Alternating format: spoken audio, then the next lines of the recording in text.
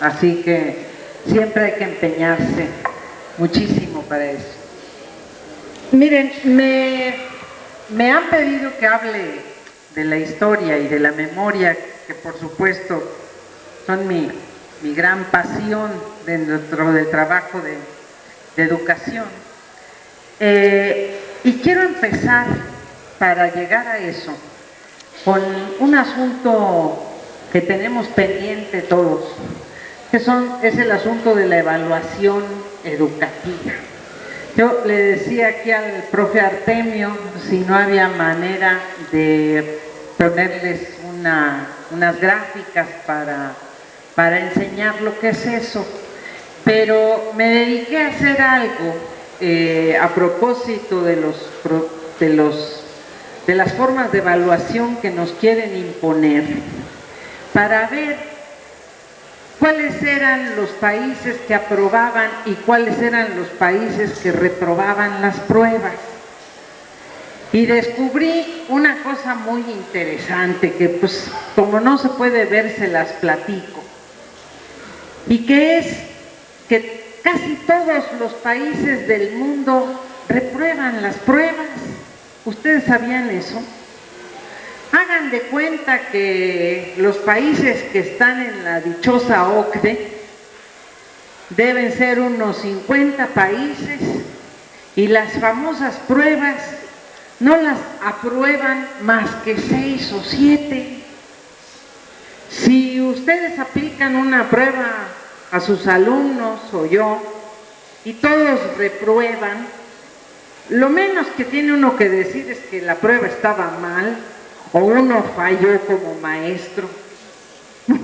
Pienso yo, pero estos miserables de la OCDE no dicen nada. Ellos dicen que nunca se equivocan y entonces las pruebas siguen adelante aunque no sirvan.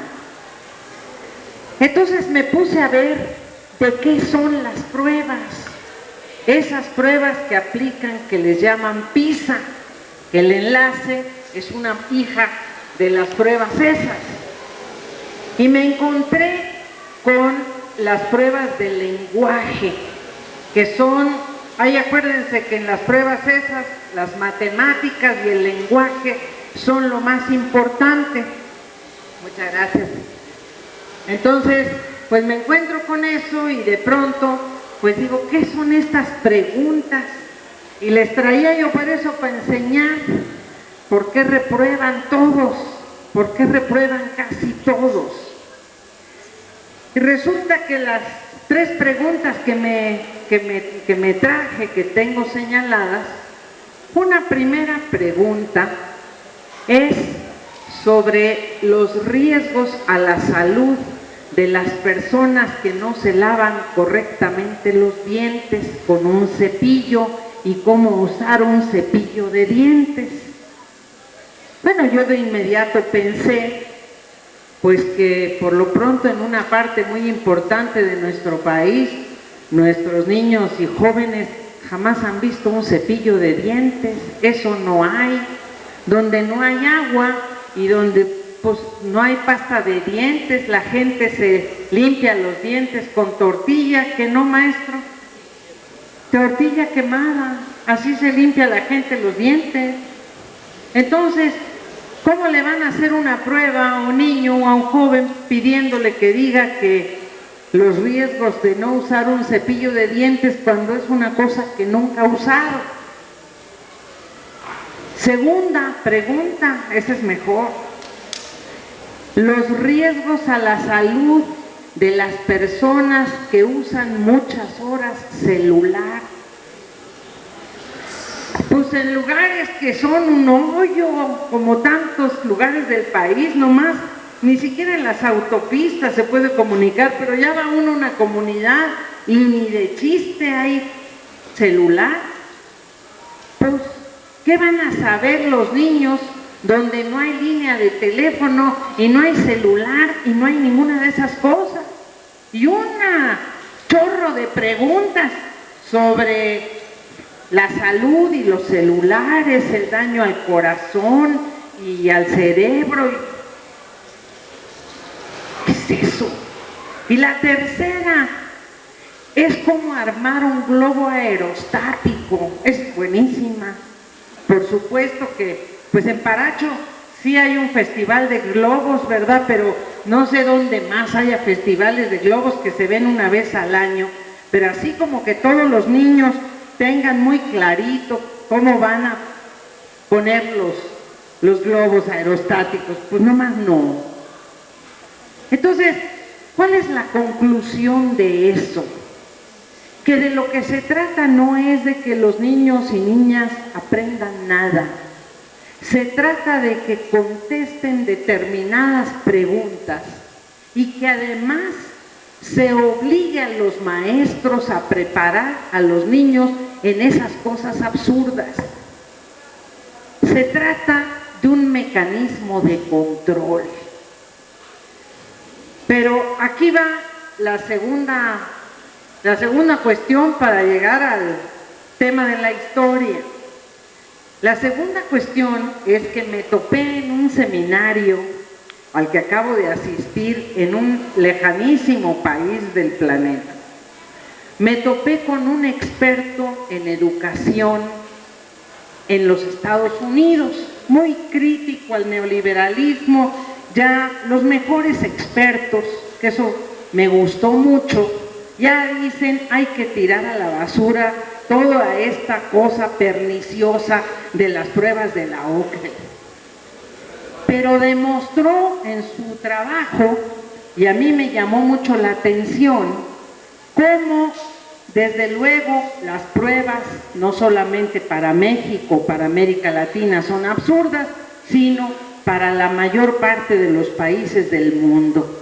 Y demostró que se ha implementado en todo el mundo y en particular en los Estados Unidos un sistema extraordinario de simulación. Hay profesionales que ya saben cómo mentir en las pruebas, cómo dar la prueba primero a sus estudiantes y dictarles las respuestas, cómo sacar a los de más bajo promedio, decir que no hicieron nunca la prueba para parecer como que se aprobó todo. Y como había norteamericanos, pero también había chinos, que ahora se dice que China es el lugar también que aprueban las pruebas estas, pues los chinos dijeron que la verdad que ellos también. Y yo, pues como venía de lejos, les dije que pues ¿qué creen? Que en México las pruebas se venden unos días o unas semanas antes y ya está todo listo y todos aprobamos. El sistema mundial del engaño y la simulación. Entonces, ¿para qué sirven esas pruebas? Para montar un aparato de simulación y favorecer la intervención de la OCDE y del Banco Mundial en los asuntos de la educación en nuestros países. Pero aquí viene la segunda parte. El descubrimiento del evento al que fui es cómo la educación se utiliza como un mecanismo de control social. Y ese control social se hace de dos maneras. La primera es sobre la base del condicionamiento de los estudiantes. Ahora hay una práctica, hasta en América Latina, muy generalizada, de entregar dinero, apoyos económicos a los estudiantes y a sus familias a cambio de algo. En México, por ejemplo, el sistema de oportunidades lo que hace es que obliga a los niños y a sus familias a que tienen que acudir, que tienen que acudir a la escuela todo el mes, porque si fallan 3 días les quitan la beca. Y desde luego, para que les den la beca, pues tienen que estar en bien con la señora de oportunidades para que los incluya, porque si no, no los incluye. El día de hoy nos acabamos de enterar de que Metlatónoc, el municipio más pobre del país, pues no está incluido en el programa Oportunidades. ¿Y por qué? ¿Por qué será eso? Pues porque pertenece al estado de Guerrero y la gente es muy pobre, pero es de la gente mejor organizada de todo el país y están en contra de estas payasadas y de condicionamientos. Por eso mejor dijeron, vamos a dejarlos afuera. Pero así condicionan el programa de adultos mayores, así condicionan el programa de créditos, los programas para las madres solas, todo está condicionado a algo, de manera que la gente sepa que le tienen agarrado el pescuezo, que tiene que votar por el que le digan y que si no lo hace, cuello, como le dijeron al chino aquel, copelas o cuello. Entonces es un esquema de control muy fuerte. Pues se popularizó.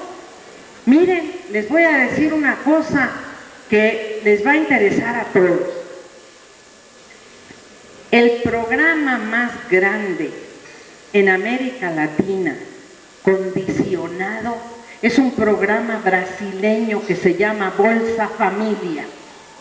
Y ese programa Bolsa Familia, pues llega a alrededor de 12 millones de familias en Brasil. Es el programa más grande del mundo. Primero hay que decir que los que aplican ese programa, como el señor Lula y sus amigos, amistades, vinieron a aprender a México, vinieron a aprender de oportunidades, yo los vi,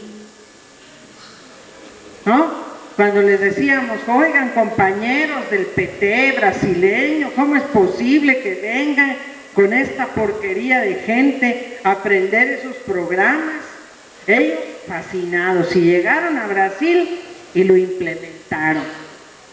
Durante muchos años parecía que no pasaba nada, que la gente aceptaba lo que le daban, el condicionamiento, son todos programas condicionados, igualitos que los mexicanos.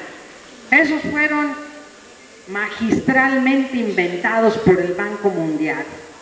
Pero hace unas semanas la gente dijo, ya estamos hasta acá, y salió en todo Brasil a protestar masivamente contra el gobierno. ¿Por qué será eso?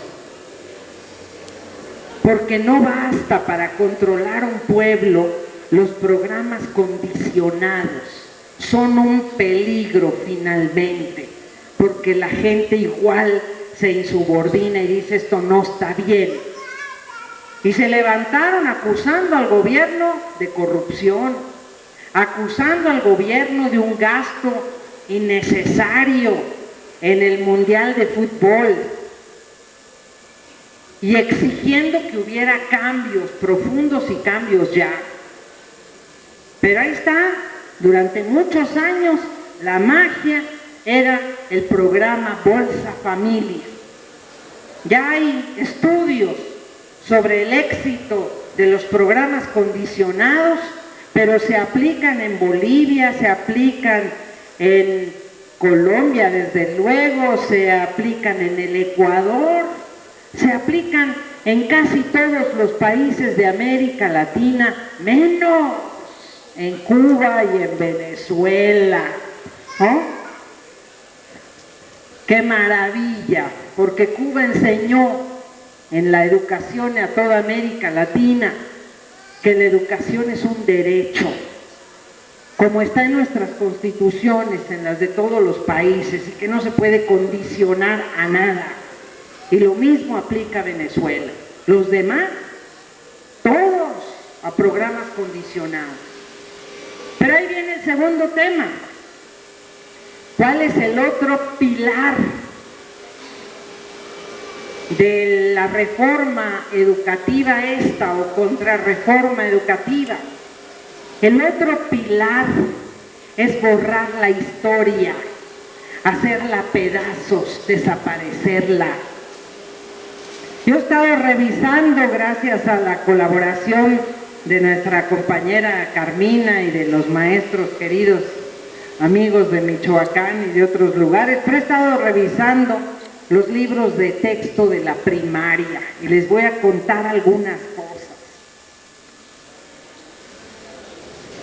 En primer lugar, la historia, donde puede ya no enseñarse, no se enseña. Los libros que les llegan a las comunidades indígenas son, además de ajenos a sus lenguas, completamente ausentes de cualquier referencia histórica, de identidad, de ninguna cosa. Pero los libros de texto gratuitos lo que hacen es distanciar por completo a los estudiantes de cualquier acontecimiento histórico. ¿Cómo se hace esto? Se hace sobre la base, para empezar, de dar las menos informaciones posibles sobre los acontecimientos históricos. Además, informaciones muy a modo y muy puestas para engañar a personas que no tengan ningún conocimiento. ¿Cómo les viene que yo les diga que la conquista de México, según los libros de texto de historia de cuarto de primaria, se produjo por dos causas? En primer lugar, los aztecas eran muy malos gobernantes. Y en segundo lugar, les cayeron unas enfermedades, pobrecitos, de pronto se enfermaron los que ya no eran los gobernantes y se murieron. Eso es todo. La palabra conquista no existe para nada en los libros de texto y no hay ninguna información de qué pasó. Las epidemias, las enfermedades que les cayeron, no hay ningún origen de esas enfermedades. Y los malos gobernantes, pues ya ven cómo pasa con los malos gobernantes, a veces ya se van para otro lado, se sustituyen. Nada de la masacre, nada de la conquista, nada de todo lo que fue el exterminio sistemático de poblaciones a lo largo de 300 años de historia. Y en segundo lugar, por supuesto, los libros de historia todos están escritos en tercera persona del plural. Ellos hacen, ellos hicieron, ellos son. Los indígenas, hay una foto que dice, aquí está una familia de personas indígenas que son pobres, pero que en el futuro, cuando ya se eduquen, dejarán de usar esa vestimenta para no ser señalados y ya estarán en la modernidad. Eso es. O sea, son libros que convocan a que los niños indígenas que los vean les dé vergüenza su comunidad y su familia. Pero si ustedes le preguntan a algún muchacho de lo que les guste, de 10 años, de 15 años, de 20 años, ¿de qué acontecimiento histórico se acuerdan? Les van a decir que ninguno. Pues de ninguno. Porque si yo le pregunto a ustedes si me podría alguno decir cómo fue el asunto del sitio de Cuautla a Morelos, creo que saben todavía ustedes eso o no. ¿Ustedes saben qué fue lo de la alhóndiga de Granaditas? ¿Se oye fuerte o no se oye muy fuerte? ¿Sí? ¿Ustedes sí pueden contar cómo fue lo del grito de la independencia? Eso es muy bueno. Somos de otra generación, la mayor parte de nosotros. Teníamos otros libros de texto y nos enorgullecíamos de la historia y pensábamos que todos éramos el niño artillero y todos éramos el pípila. Ya no hay nada de eso.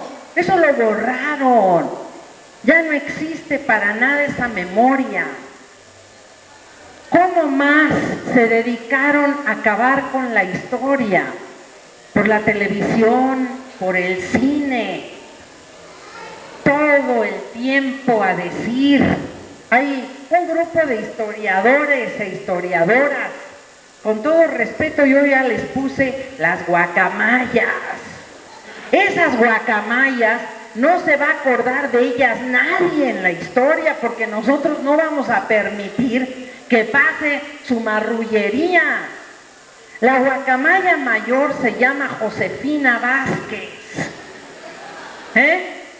Esa Josefina Vázquez, que es una profesora muy churrumais del Colegio de México, es la constructora, o más bien la destructora principal de los libros de texto gratuito.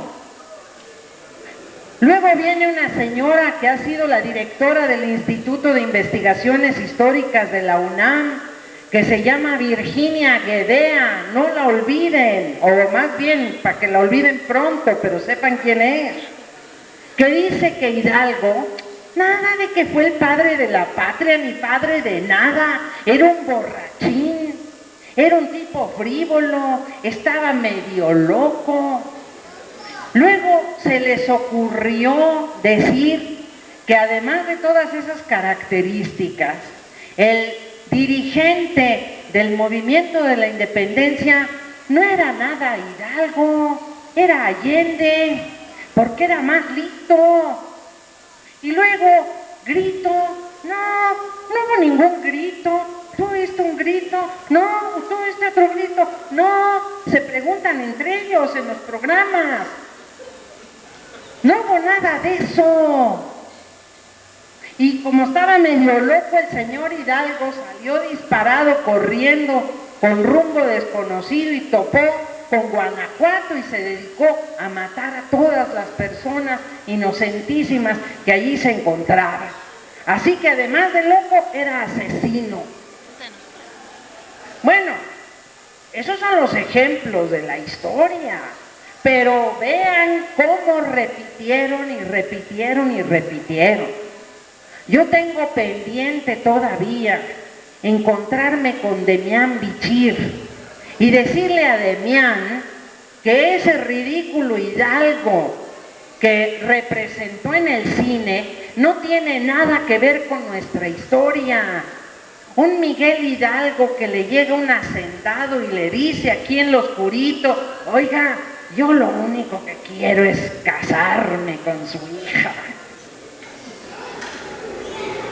Bailando jarana veracruzana en Michoacán. ¿Han visto a alguien que baile jarana veracruzana en Michoacán?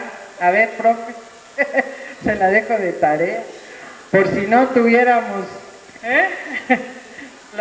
la música propia. Bueno, entonces se termina la historia, se desaparece la historia. Y la historia es y tiene que ser... Ah, me falta Zaragoza. ¿Ya fueron a ver la película de Televisa de Zaragoza?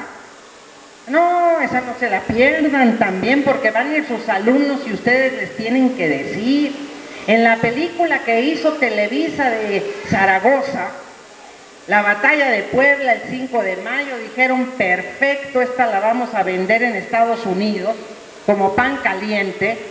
Zaragoza es un idiota pusilánime que nomás está metido en una oficinita esperando a ver a qué horas le manda un telegrama a Benito Juárez y ni siquiera se despeina en la batalla, tiene su uniforme puesto, uno de estos galanes, el hermano de Zurita, acá, muy acá, un güero, grandote, que el pobre de Zaragoza era un flaquito. ¿Y quién creen que es el héroe de la batalla del 5 de mayo? Porfirio Díaz. Zaragoza, un idiota. Benito Juárez, un indio oaxaqueño, ¿qué más va a decir uno? Así.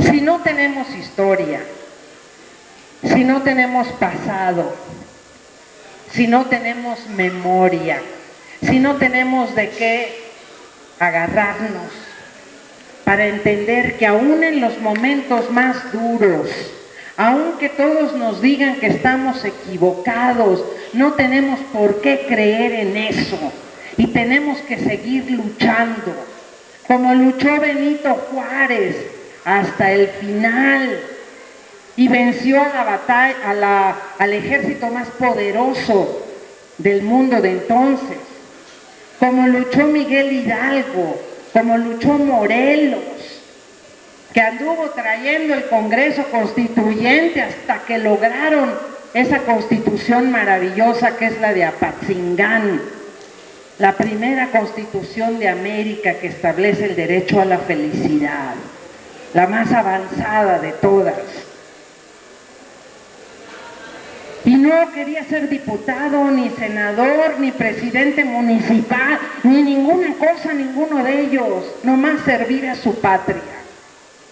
Si nosotros no hacemos todo el esfuerzo de recuperar nuestra historia, nuestra fuerza, el orgullo de ser lo que somos, y de ahí sacamos todos los elementos que tengamos que sacar como ejemplo de voluntad de lucha, de saber que este negro túnel se acaba cuando el pueblo de México diga que se tiene que acabar y no antes, y dedicarnos todos a hablar con los padres y madres de familia, con nuestros niños, a rehacer, a reconstruir una moral cívica, un espíritu colectivo.